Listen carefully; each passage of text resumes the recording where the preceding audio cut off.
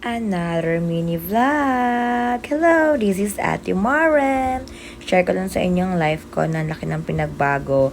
Iba na rin ang everyday routine ko.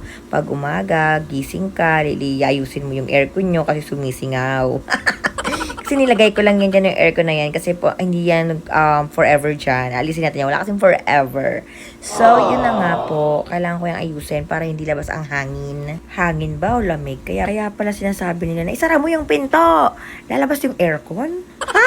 What? Eto na nga, walang tubig sa shop ko. Kaya lagi namin itong bit-bit dito sa bahay namin. At ako na yung maghugas nito.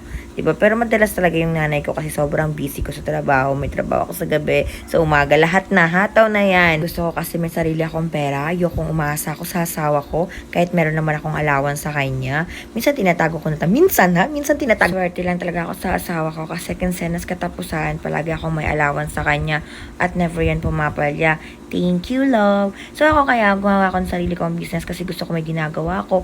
Ayoko na nakatunganga lang ako. Kahit meron naman akong mini grocery. Mas gusto ko yung more talaga. Gusto ko yung pagtulog ko, higa agad, wala na. Kasi sobrang pagod. Ganun na si Ate Maring. Gusto ko yung ganyan. Kaya skin, nagpa-vlog ako, guys. Gusto ko lang share sa inyo yung life ko.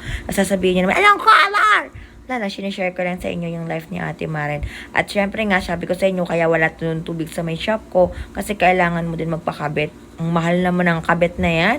Ang mahal talaga, umaabot ng 50k para magkatubig ka daw doon. Pero hindi ko alam kung sure kasi galing lang naman yun sa mga marites na chika doon sa lugar na yun. Kaya yun, sana nga magkaroon na kami ng tubig kasi sobrang hirap talaga. Palagi namin yan bit-bit isang malaking bag pag pauwi na kami. Kasi nga meron akong meaty shop, meron ako din doon ng mga fries, burger, ganun. Ayun ang binibenta ko doon, mga soda. At ipapasukin ko na rin yung Only Rice na sisig. Kaya ikaw, kapag napanood mo to, nadaanan mong store ko, kumain ka doon, bumili ka doon, ha?